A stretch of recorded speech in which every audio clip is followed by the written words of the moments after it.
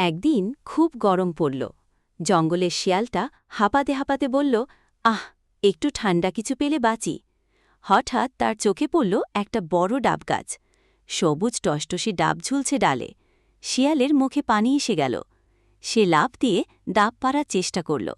একবার, দুইবার, কিন্তু পারল না। এবার সে ভাবল, এভাবে তো হবে না।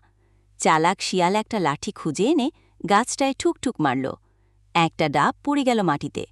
খুশিতে লাফিয়ে উঠল শিয়াল। কিন্তু এখন নতুন সমস্যা, ডাব কিভাবে ভাঙবে?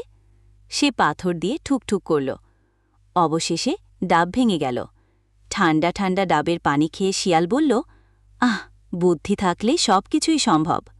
শিক্ষা, ধৈর্য ও বুদ্ধি দিয়ে যে কোনো সমস্যা সমাধান করা যায়। বন্ধুরা, এরকম নিত্য নতুন গল্প পেতে চ্যানেলটিকে সাবস্ক্রাইব করে পাশে থাকা বেল আইকনটি অন করে দাও।